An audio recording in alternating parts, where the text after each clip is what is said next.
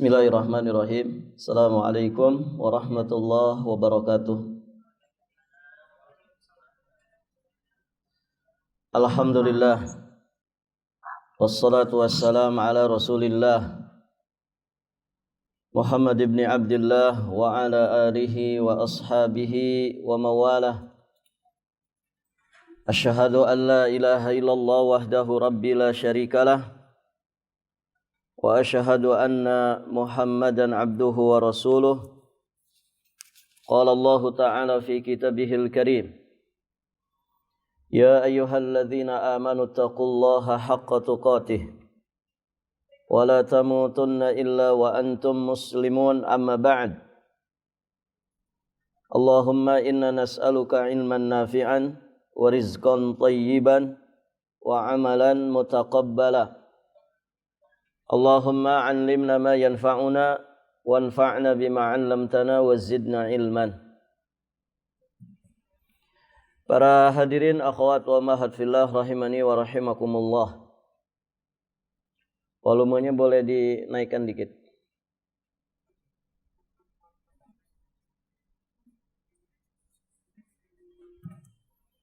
Kita akan melanjutkan pembahasan tafsir surat Al-Jathiyah ayat yang ke-24, dan insyaallah kita juga akan membahas ayat ke-25.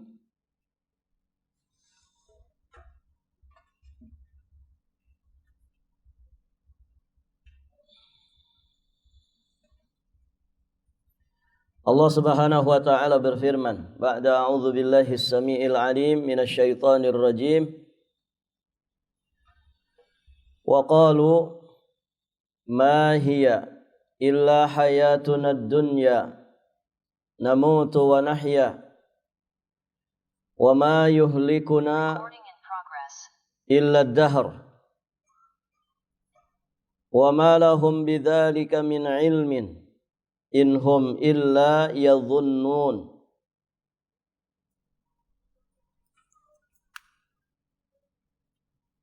Wa idza tutla 'alaihim ayatuna bayyinatin ma kana hujjatuhum illa an qalu tu bi'abaina in kuntum shadiqin. Artinya, dan mereka berkata, kehidupan ini tidak lain hanyalah kehidupan di dunia saja. Kita mati dan kita hidup, dan tidak ada yang membinasakan kita selain masa. Tetapi mereka tidak mempunyai ilmu tentang itu. Mereka hanyalah menduga-duga saja.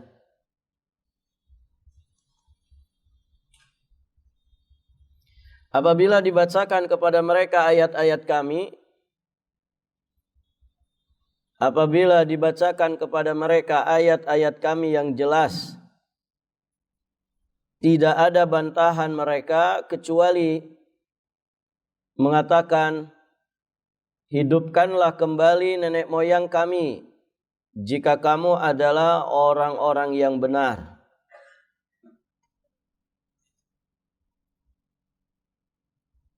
Baik, ibu-ibu yang dirahmati Allah, di ayat ke-24 bisa dilihat ayatnya, wa qalu, dan mereka berkata. Mereka di sini maksudnya adalah orang-orang musyrik, orang-orang kafir, atau yang semisal dengan mereka dari kalangan orang-orang yang mengingkari hari kebangkitan setelah kematian. Ya, seperti kaum filsafat dan juga orang-orang ateis.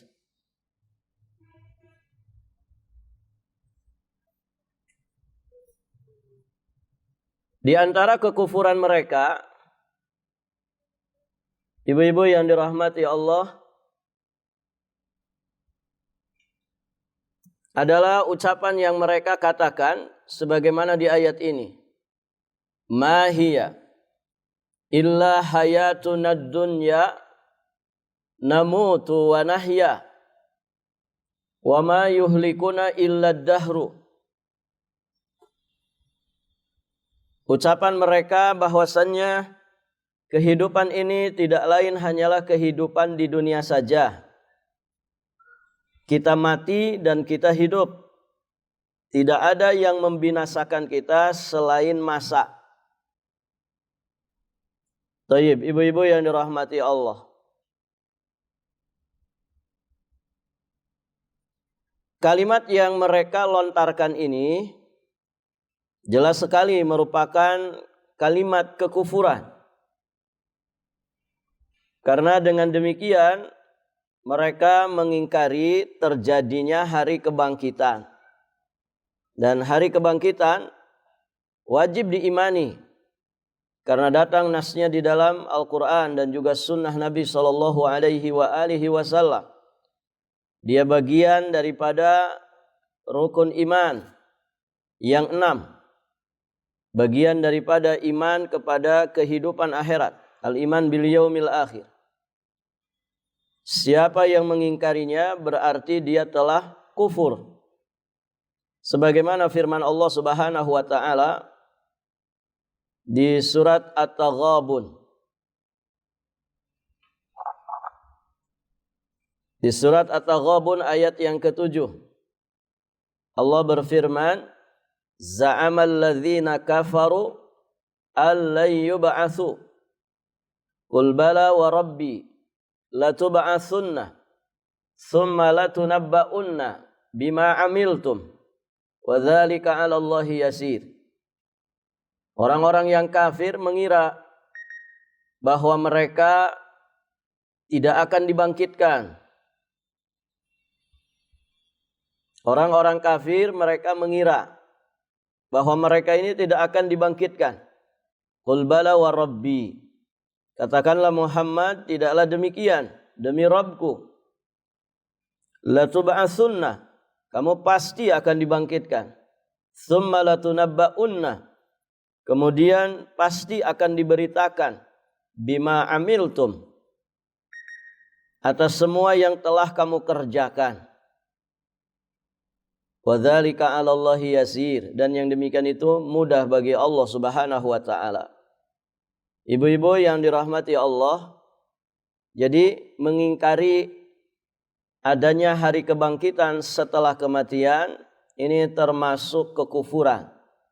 Karena hanya orang kafir yang memiliki anggapan seperti itu. Taib.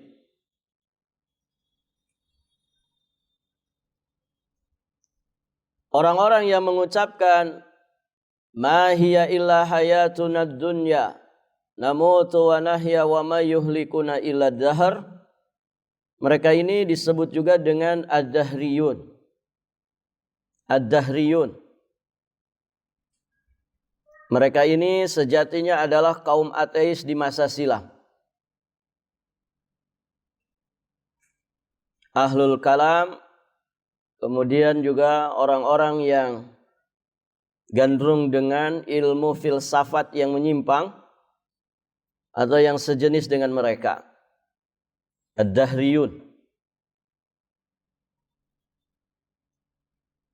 Dahriyah atau dahriyun itu diambil dari kata ad-dahru. Ad-dahru itu artinya masa atau waktu. Mereka meyakini bahwa yang mematikan makhluk tidak lain hanyalah karena memang waktunya mati. Yang menghidupkan makhluk itu ya waktu. Memang waktunya hidup. Mereka tidak percaya kepada Tuhan. Ya, sebagaimana yang disebutkan pada ayat yang sedang kita bahas. Mereka meyakini bahwasanya hidup itu ya di dunia saja. Kalau habis mati sudah selesai. Taib, ibu-ibu yang dirahmati Allah. Karena mereka selalu menyandarkan segala sesuatu kepada masa atau waktu, maka disebutlah mereka itu ad-dahriyah atau ad-dahriyun. Al-Imam Ibnu Katsir rahimahullahu ta'ala,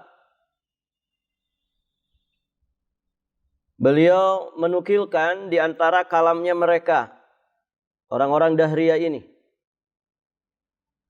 anna fi kulli sittati wa thalathina alfi sanatin ya'udu kullu syai'in ila makana alaih. Bahwasannya setiap 36.000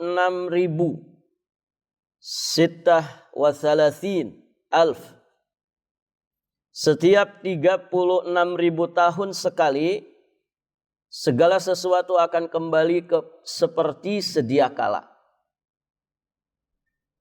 Paham maksudnya Ibu? Kita sekarang di tahun berapa ini?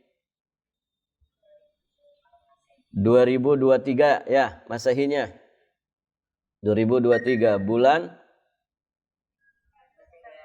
apa ini? Sampai nggak ingat bulan. November ya?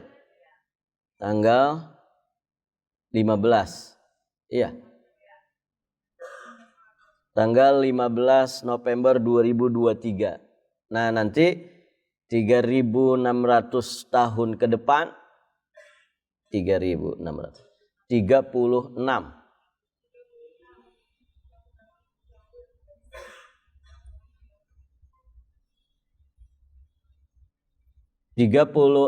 ribu tahun ke depan kita nih akan begini lagi, begitu. Ibu nikah tahun berapa? Macam-macam ya, ada yang tahun 80 mungkin, ada yang tahun 90, ada mungkin yang lebih jadul dari itu, gitu ya. Nah, misalkan ibu menikahnya tahun 90, tahun 90 nikah. Nah, itu nanti 3.600 tahun berikutnya, 36.000 tahun berikutnya, itu akan terulang kembali. Dan kata mereka ini sudah takarrara marrat, sudah berulang kali. Artinya sudah berulang-ulang yang seperti ini. Nasallallahu al-afwa wal afiyah wassalamah. Ini anggapan yang batil.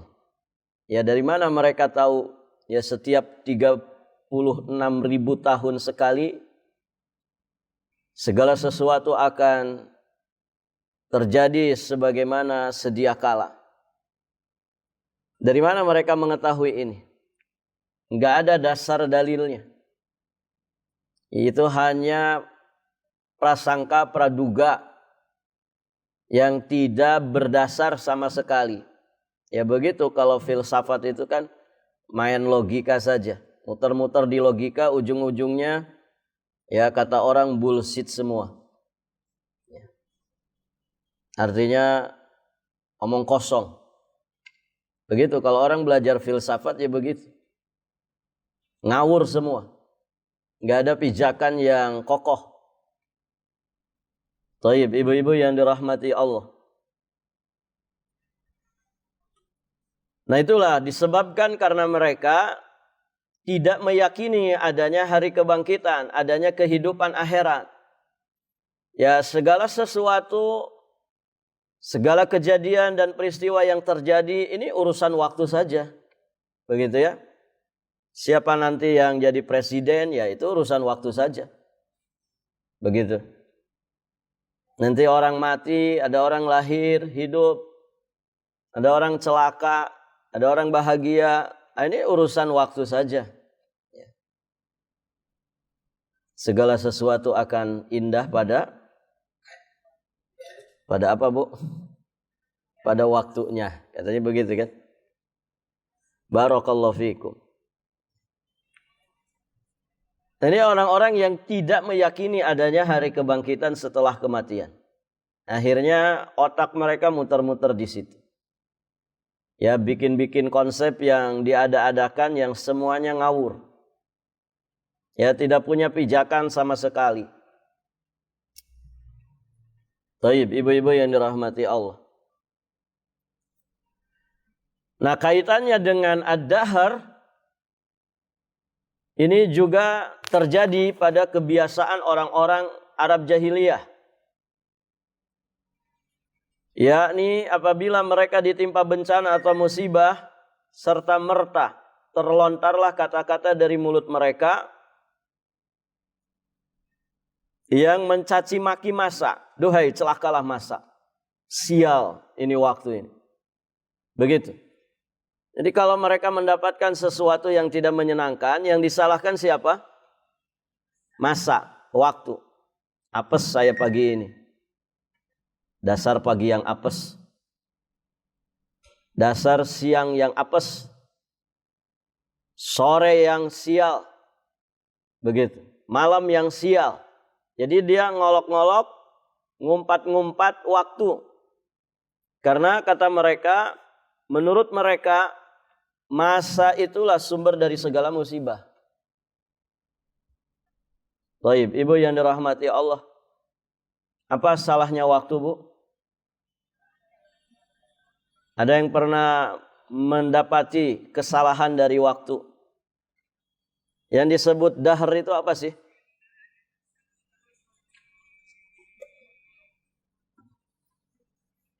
Yang disebut masa itu apa?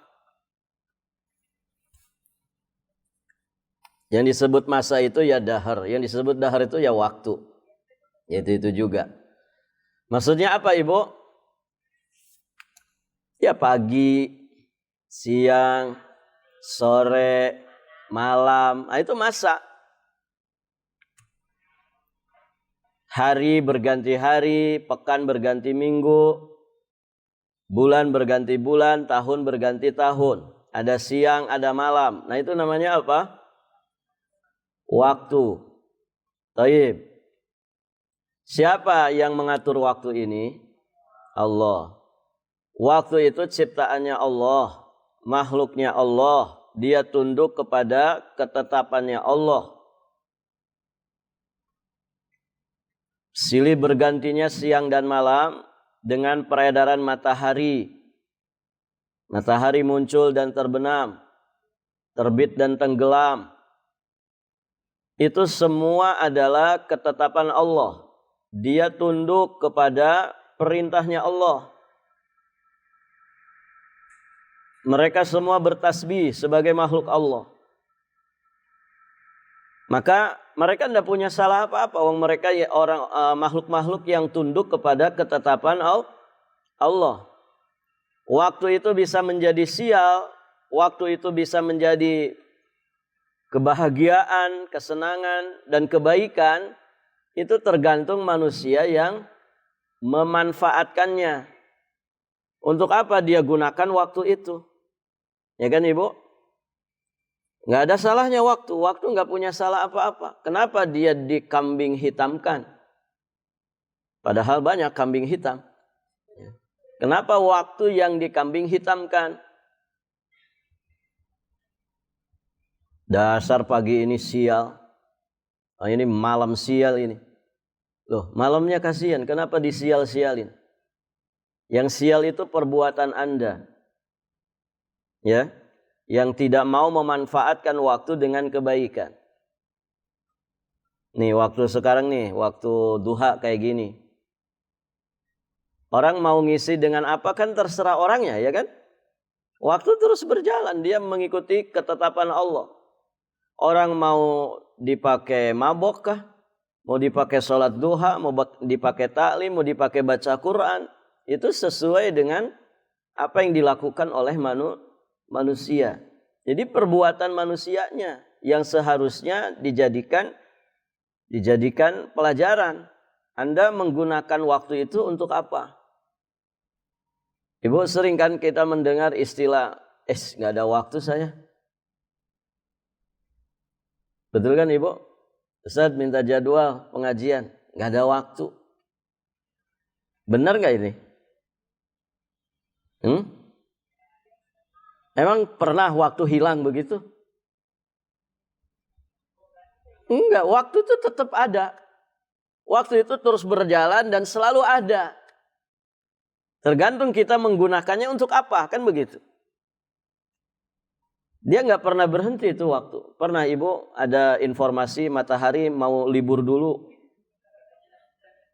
1 hari saja matahari nggak bergerak. Pokoknya siang kita jadinya 24 jam. Pernah dengar informasi gitu?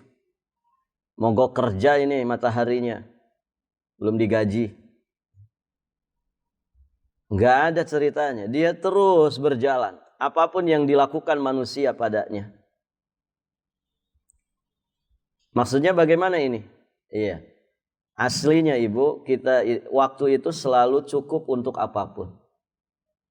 Waktu itu sejatinya cukup untuk apapun. Wong dia tetap terus berjalan. Tinggal kitanya saja. Begitu. Allah yang menetapkan pengaturan masa ini. Siang berganti malam, malam berganti siang. Matahari terbit dan terbenam, dia muncul dan tenggelam. Sesuai dengan garis edarnya, itu semua yang mengelola, mengatur, dan yang menguasai hanyalah Allah Azza wa Jalla. Maka ibu yang dirahmati Allah, di dalam hadis qudsi Nabi SAW mengingatkan. Kata beliau, Allah berfirman, Yu'dhin ibnu Adam. Manusia mengganggu aku. Yasubbud dahra. Dia mencaci maki masa. Wa ana dahru. Padahal aku adalah pemilik dan pengatur masa. Biyadil amr. Akulah yang mengatur. Uqallibul laila wan nahar. Urusan semua di tanganku. Akulah yang mengatur pergantian antara malam dan siang. Di redaksi yang lain riwayat Imam Muslim Nabi menyatakan la tasubbud dahra fa innallaha huwad dahr. Janganlah kalian mencaci maki masa karena sesungguhnya Allah adalah pemilik dan pengatur masa. Maka orang yang mencaci maki masa sejatinya dia mencaci maki pengelolanya. Makanya Nabi melarangnya dengan larangan yang keras. Tidak boleh kita mencaci maki masa. Hujan lagi, hujan lagi. Hujan dicaci maki. Nanti giliran panas, panas lagi, panas lagi. Ayo terus panas. Gitu ya. Nah itu kerjaan siapa itu bu? Itu kerjaan orang-orang yang tidak bersyukur kepada Allah. Hidupnya serba salah. Dikasih hujan salah, dikasih panas juga salah. Ini orang yang tidak tahu syukur.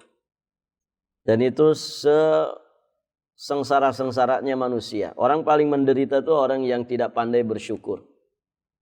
Begitu. Jadi semuanya serba salah. Halu'an. Mereka ini hidupnya halu', hala'.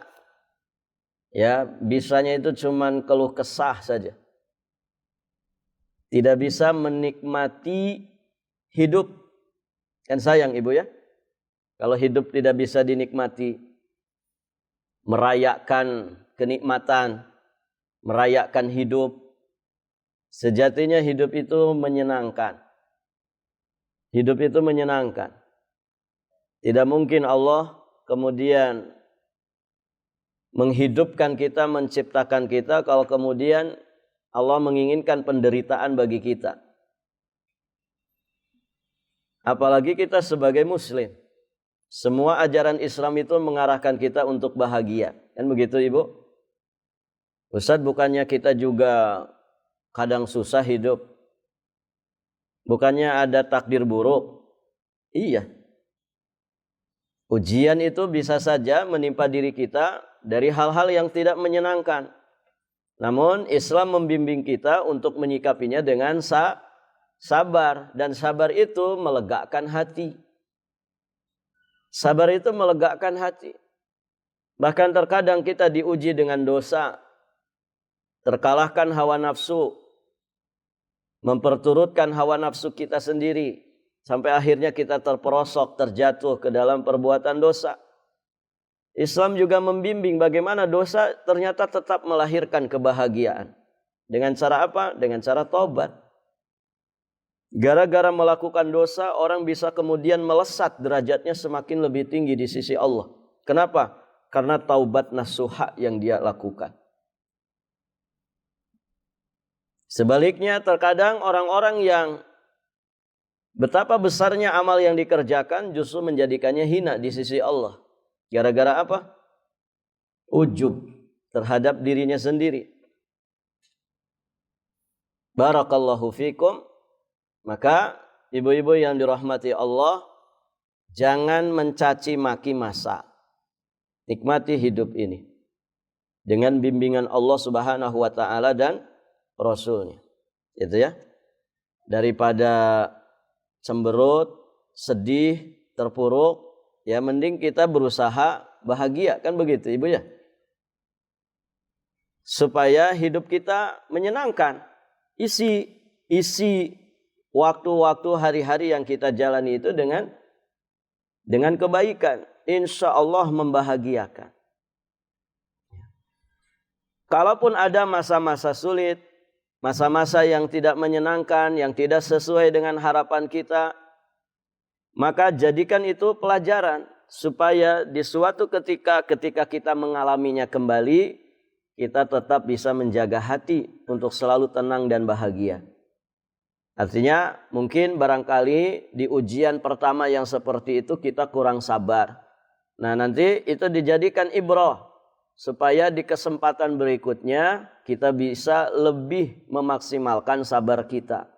Dan terus seperti itu. Sehingga waktu itu benar-benar dirasakan manfaatnya. Berkah. Lihat orang-orang soleh, ibu yang dirahmati Allah. Hidup mereka berkah. Ya, dipenuhi dengan kebaikan. Dipenuhi dengan kebahagiaan. Tapi sebagian orang, dia sudah punya semua fasilitas yang seharusnya membahagiakan dirinya, tapi ternyata hidupnya tidak pernah bahagia. Nah itu serugi-ruginya manusia. Orang beriman itu sedang menderita saja secara penilaian dunia, sejatinya dia orang yang sangat bahagia. Bagaimana lagi kalau dia mendapatkan kenikmatan yang aslinya memang mengantarkan kepada kebahagiaan. Orang soleh di zaman dahulu ibu, sampai ada yang mengharapkan yang namanya penyakit. Ada nggak di sini? Ibu yang berharap sakit, ada bu? Ya Allah sakitkan saya ya Allah. Nggak ada kan? Orang soleh zaman dulu ibu, ada yang berharap sakit. Kok bisa ya? Kenapa bisa seperti itu? Kenapa ibu?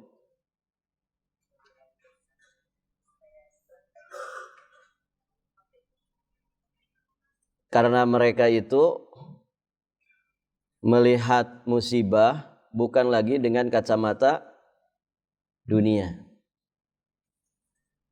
Mereka melihat musibah bukan lagi dengan kacamata dunia. Terus melihatnya pakai apa? Dengan kacamata akhirat. Ada banyak faidah, ada banyak fadilah bagi mereka yang bersabar saat tertimpa penyakit. Sehingga dari situlah ahlul musibah mereka mendapatkan pahala yang sangat berlimpah yang nanti di kehidupan akhirat bikin ngiri ahlul afiyat. Jadi ahlul afiyat itu nanti akan iri kepada ahlul musibah ketika mereka melihat betapa besarnya pahala yang didapatkan oleh ahlul musibah. Nah, kacamata yang seperti itulah yang menjadikan mereka itu sampai kemudian sebagiannya mengharapkan musibah terjadi pada dirinya. Nah, itu yang menjadikan mereka itu ya sampai berharap, ya Allah, seandainya aku bisa merasakan ya sakit, demam ya semalam atau beberapa hari. Berharap mendapatkan demam satu malam. Kenapa? Karena mereka bisa melihat isinya. Tidak hanya melihat bungkus, tidak hanya melihat apa yang kasat mata, yang diduga oleh manusia yang namanya sakit, ya menderita. Begitu. Barakallahu fiikum. Baik ibu-ibu yang dirahmati Allah. Jadi ini peringatan bagi kita semua. Jangan suka mencaci maki masa. Jangan suka mencaci maki masa. Karena mencaci maki masa sama dengan mencaci maki pencipta dan pengaturnya, yakni Allah Subhanahu wa taala. Dan tentu itu khalal ya di dalam masalah tauhid. Itu cacat dan kekurangan di dalam tauhid. Berikutnya kita ambil faidah dari kalimat terakhir dalam ayat ini. Wa ma lahum bidzalika min ilmin inhum illa yadhunnun. Mereka tidak mempunyai ilmu tentang itu. Mereka hanyalah menduga-duga. Nah ini. Jadi konsep mereka, anggapan mereka yang mengatakan hidup itu hanya di dunia saja. Segala sesuatunya ini hanya urusan waktu saja. Orang mau mati, orang mau hidup, orang mau celaka, orang mau bahagia. Begitu ya. Ini urusan waktu saja. Nah, Allah nyatakan anggapan mereka seperti itu tidak berdasar kepada ilmu. Tidak berdasar kepada ilmu. Namun berdasar kepada prasangka belaka. Disinilah kita memahami bagaimana sifatnya orang-orang kafir di dalam beragama. Agamanya orang-orang kafir itu dibangun di atas dasar prasangka. Di atas dasar hayalan, bukan di atas dalil syar'i. Akidah mereka, ibadah mereka, muamalah mereka juga demikian. Semuanya. Agama mereka ini dibangun di atas dasar prasangka. Hayalan saja. Dikira-kira begini, dikira-kira begitu. Barakallahu fiikum. Nah itu ibu-ibu yang dirahmati Allah. Beda dengan akidah Islam. Akidah Islam, akidah yang kokoh. Akidah yang kuat. Akidah yang tidak ada keraguan di dalamnya sedikit pun. Dan ini sudah pernah kita bahas. Mumayyizat akidat ahli sunnah wal jamaah. Ya 2 kitab sudah kita selesaikan ibu ya. Alhamdulillah. Dan sekarang pun kita masih tetap belajar akidah salaf. Taib. Di ayat berikutnya, ayat ke-25. Wa idza tutla alaihim ayatuna bayyinatin ma kana hujjatahum illa an qalu tu bi abaina in kuntum shadiqin. Apabila dibacakan kepada mereka ayat-ayat kami yang jelas, tidak ada bantahan mereka kecuali mereka mengatakan, coba hidupkan kembali nenek moyang kami jika kamu itu orang yang benar. Taib. Ibu yang dirahmati Allah, kita ambil 3 faidah saja dari ayat yang mulia ini. Faidah pertama, penetapan syariat dakwah ilallah kepada manusia dengan cara membacakan atau mengajarkan wahyu dari Allah, Al-Quran dan juga As-Sunnah kepada mereka. Ini yang diemban tugas ini oleh para nabi dan rasul. Banyak ayat yang menjelaskan ya, para nabi dan rasul itu yutla alaihim ayatihi, yutla alaihim ayatuhu wa yuzakkihim wa yuallimuhumul kitaba wal hikmah. Jadi mereka membacakan ayat-ayat Allah kepada kaumnya masing-masing. Terutama Nabi kita Muhammad sallallahu alaihi wasallam, beliau membacakan ayat-ayat Allah kepada manusia. mengajarkan Alkitab dan juga As-Sunnah kepada manusia. Nah, ini dakwah. Dakwah yang hak adalah dakwah ilallah dengan mengajarkan wahyu dari Allah Subhanahu wa taala. Ya, mengajarkan Al-Qur'an dan juga sunnah. Jadi ini diambil dari kalimat tutla alaihim. Wa idza tutla alaihim, apabila dibacakan kepada mereka ayat-ayat kami. Dibacakan berarti kan ada yang membacakan. Siapa yang membacakan dan menyampaikannya? Itulah Rasulullah sallallahu alaihi wa alihi wasallam. Karena beliau mendakwahkan Al-Qur'an, mendakwahkan sunnah kepada mereka. Baik. Ayatuna bayyinat. Ayat-ayat Allah itu adalah ayat-ayat yang jelas, tidak ada kesamaran dan keraguan di dalamnya. Nah, tentang poin pertama, faedah pertama, bahwa para nabi dan rasul membacakan ayat-ayat Allah, menyampaikan wahyu dari Allah. Ibu bisa lihat di beberapa ayat. Kemudian ayat Allah itu jelas, la raiba fi, juga disebutkan di surat Al-Baqarah ayat kedua. Kemudian di surat An-Nisa ayat 82. Walau kana min indi ghairillah lawajadu fihi ikhtilafan katsira. Kalau seandainya Al-Quran itu datang dari sisi selain Allah, lawajadu, pasti mereka akan mendapatkan pertentangan yang sangat banyak sekali. Taib. Karena Al-Quran itu adalah wahyu dari Allah, maka tidak didapatkan di dalamnya pertentangan. Semuanya sejalan. Bahkan Al-Quran itu juga sejalan dengan kitab-kitab samawi sebelumnya, bahkan melengkapi. Taib. Ibu-ibu yang dirahmati Allah,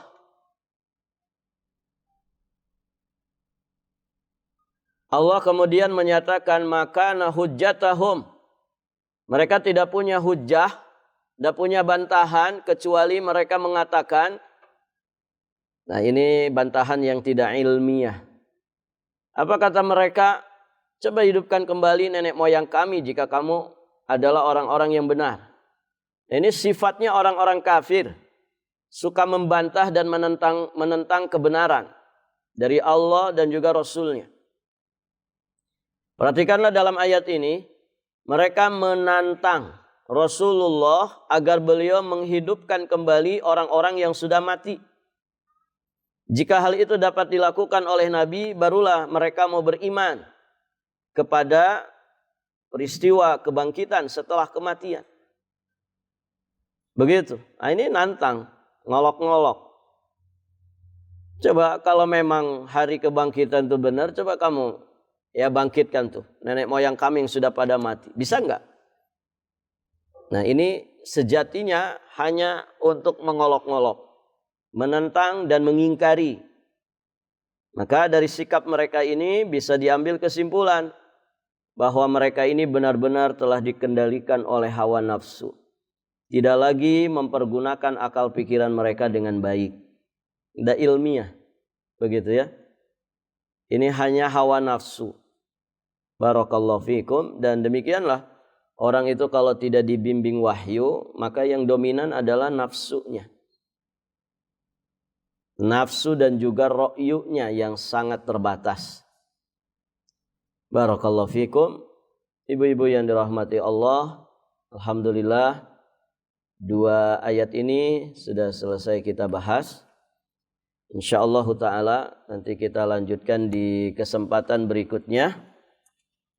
InsyaAllah masih di surat Al-Jathiyah. Allahu a'lam. Subhanakallahumma bihamdika asyhadu an la ilaha illa anta astaghfiruka.